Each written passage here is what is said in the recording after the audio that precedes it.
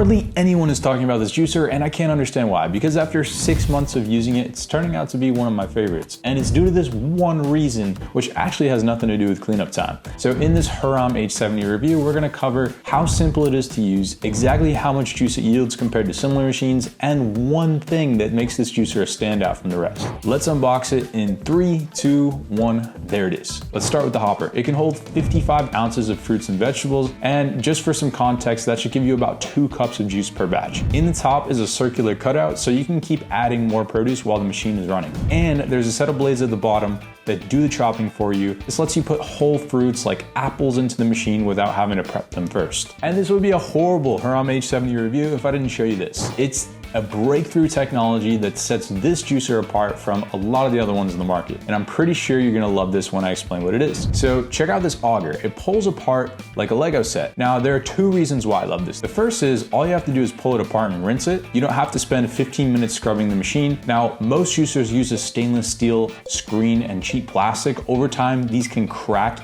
easily and they're prone to mineral buildup. The new auger feels like it'll last much longer. So on the back of the motor, there's a simple on-off reverse rocker, and the juicing chamber has an ejector for the pulp and a spout for the juice. Underneath, there's this mechanism I like to call the drawbridge. If you've ever owned a juicer, then you know just how difficult it is to clean this area. You usually have to take out a brush and waste 15 minutes trying to dig out the pulp, but with this juicer, you can just flip open the drawbridge, rinse out the pulp in 15 seconds, so it's much easier to clean. So there you have it, as simple gets, but instead of me telling you, why don't I just show you? Let's see how quickly I can assemble it without looking at any instructions. Boom, there it is. It only takes about 7 seconds. Now, just think about how much more use you're gonna get out of your juicer when it takes that much time to set up. But we haven't even gotten to the best part.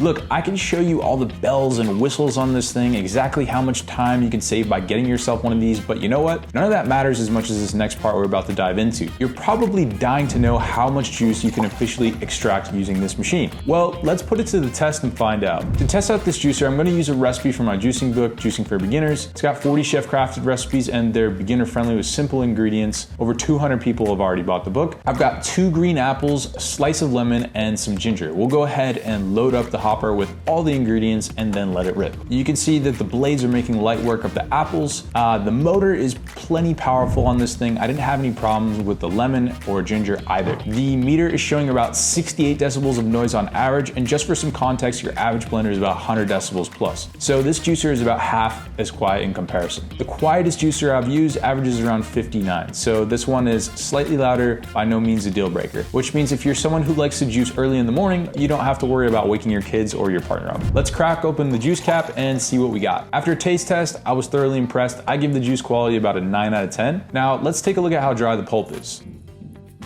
Now for the moment of truth, I'm gonna show you the exact yield and how it compares to similar juicers. So I've spent more than $4,000 and 37 hours testing all the best juicers on the market, and I measured them based on 4 pieces of produce. You've got celery, ginger, oranges, and leafy greens. Each of these is a good benchmark for fibrous, hard, medium, and soft produce. For celery, I measured out 6 ounces. Let's see if the hopper does a good job of processing it. In terms of yield, it felt pretty decent and turned out to be 107 milliliters of juice. The pulp wasn't bone dry, but celery is by far one of the trickiest things to juice, and pretty much every machine out there isn't gonna get it perfect. So I'm not gonna complain here.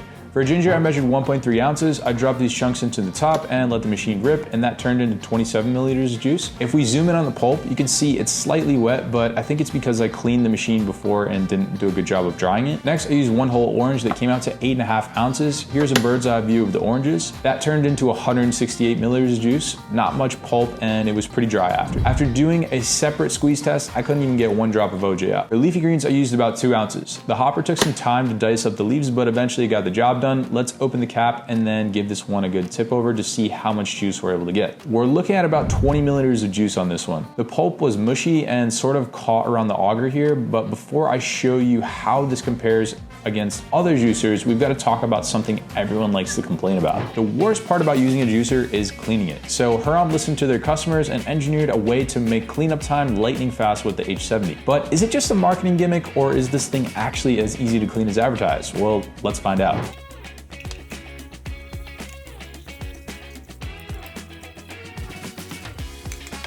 And there it is. It's even faster than the Hurom H400 and only takes about 50 seconds to clean. But how does the Hurom H70 stack up against similar juicers? Well, here's the scorecard for the yields. It beat the H400 in ginger and oranges, but it falls behind in things like celery and leafy greens. So the performance is looking pretty solid for the price, but here's the thing. While getting the most amount of juice is important, it's not nearly as crucial as this next part. Now, I'd be lying to you if I told you that this juicer was perfect. There was only one con to the H70, and for most people, it's not really a big deal, but you should at least know what you're getting into. So remember how I mentioned how different the auger is? Well, because it's not using one of those old juicing screens with holes, microscopic traces of pulp are gonna make their way into your juice. The machine is easier to clean, but the trade-off here is you get a bit more pulp in your glass. For me, it wasn't a deal breaker because no matter which juicer you buy, you'll never get 100% pulp-free juice unless you use something like a sieve. To be honest, I cared more that the machine was simple and easy to clean than I did about the pulp. And remember how I was talking about the one thing that sets this juicer apart from the rest? For me, it has to do with the size. Now, some people love the idea of a bigger hopper. They think the bigger the better. The truth is, if it has a cutout in the top, it's not much work to just keep adding produce to it. And if you want a second batch, you just lift the lid and it takes 2 seconds to put more in. I found myself getting a lot of use out of this juicer because of how compact and convenient it is. And here's another massive reason this juicer is one of my favorites. I hate having to crack out my cutting board, grab a clean knife, and start cutting, especially when you have to wash the cutting board after. You can load this juicer up with whole fruits and vegetables, saving you even more time. And of course, another massive benefit has to be the easy clean technology. Cleaning this thing feels like a cheat code. It only takes about 50 seconds to rinse, which is